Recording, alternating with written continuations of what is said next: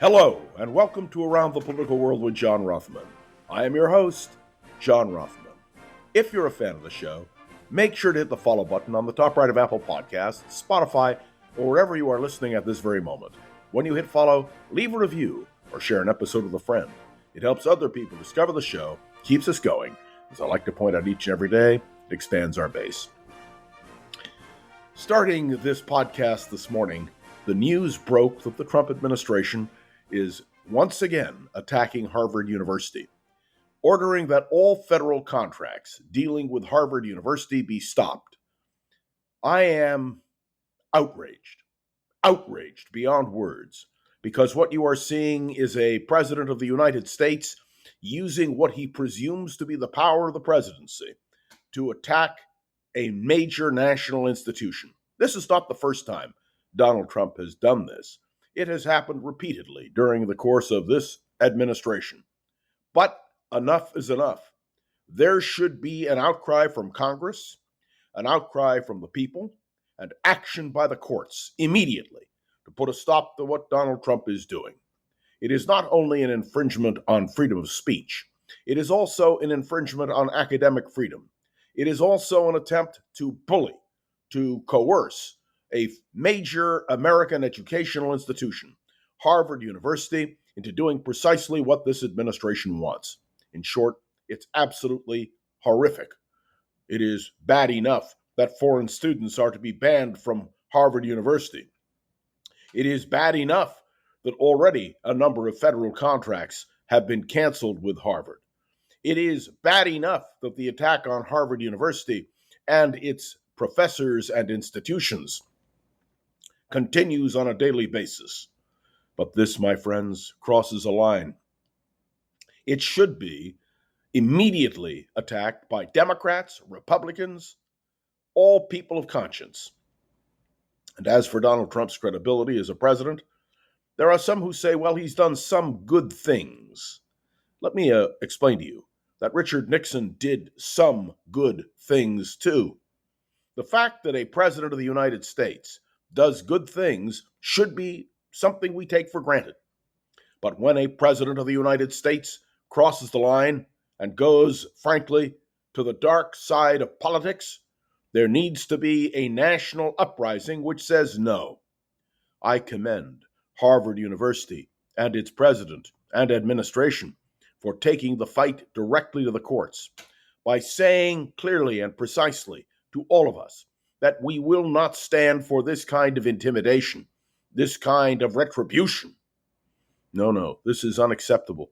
And even more so because it is the President of the United States of America who is taking these actions.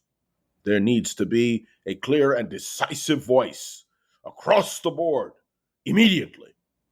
And I say this as someone who believes in the First Amendment, who believes in academic freedom, who believes that when a president overreaches in his power or attempts to overreach in his power, it needs to be responded to immediately.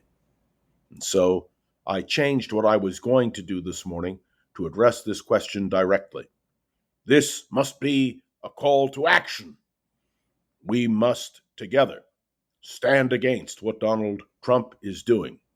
And make no mistake, I believe the courts will slap this down. But more than that, the Republican Party needs to examine to its very core how it is allowing this to happen. There is a new book out by Jake Tapper and Alex Thompson called Original Sin. I read it over the Memorial Day weekend. It is the story of President Biden's decline, its cover-up, and his disastrous choice to run again, and the implications for American politics. It is a brilliantly written book, no question about it. And it reminds me of other books which have been written firsthand about what is happening in government that should have an impact. Let there be no doubt about it. The Original Sin, the next title of a book, should be about the Republican Party and its abdication of its dedication to Republican principles and to American democracy. We hear again today of the president threatening the European Union and some so-called compromise, which will be discussed. Let me be very clear about this. The courts must rule, and I believe will rule, that the president has no right to dictate when it comes to tariffs. That is an action that can be only taken by Congress. The disruption of American foreign policy, the disruption of our ability to deal with our allies is one of the most shocking things imaginable. And let me be clear, Donald Trump may call Vladimir Putin crazy, but let me make it absolutely, abundantly, unambiguously, precisely direct to you that it is the actions of this president which are crazy. Crazy when it comes to foreign policy. Our allies now do not know how to perceive us. The president is seizing powers which he should not have access to, and which he doesn't have, I think, legal responsibility for. And so the time has come for the courts to speak, the Supreme Court especially. There can be no delay. We must not hesitate, because this, my friends, is a moment of existential crisis, not just for the Constitution, but for the United States of America as a people. I believe that any president who exceeds his presidential authority needs to be stopped. That's why we have co-equal branches of government.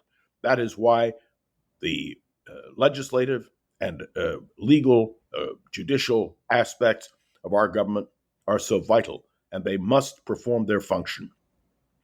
This is not an easy podcast for me to make. I had intended this morning to focus on the question of Joe Biden and whether or not he was able or unable to do his duties as president. The book, again, by Jake Tapper and Alex Thompson, Original Sin, is a must-read. It reminds me of the Woodrow Wilson administration from September of 1919 until President Wilson left office in March of 1921. There is no doubt that we need to examine how we get our information. And reporters like Woodward and Bernstein did a great service with All the President's Men and The Final Days. And indeed, Tapper and Thompson have done a great good service with their book Original Sin.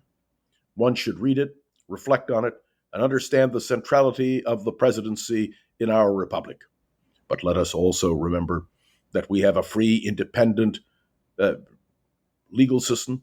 We have a free, independent legislative system.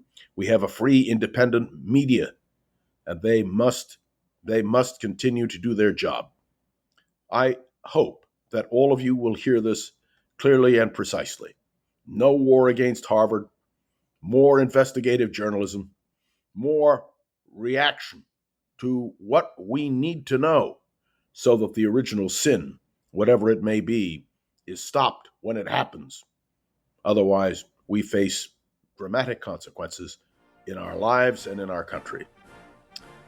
Thanks for tuning into another episode of Around the Political World with John Rothman. I am John Rothman. Make sure to follow along and let me know your thoughts on the show by leaving a review on Apple Podcasts and sharing an episode with a friend or colleague so we can continue to grow and expand, which is, of course, our goal. You can interact with me on Facebook, on LinkedIn, and, of course, by emailing me directly. And my special appreciation to Gogo Zoger, the wonderful producer of this podcast, who makes sure we are up and running every day. I am John Rothman. You are listening to Around the Political World with John Rothman, and I'll be back tomorrow, right here with you.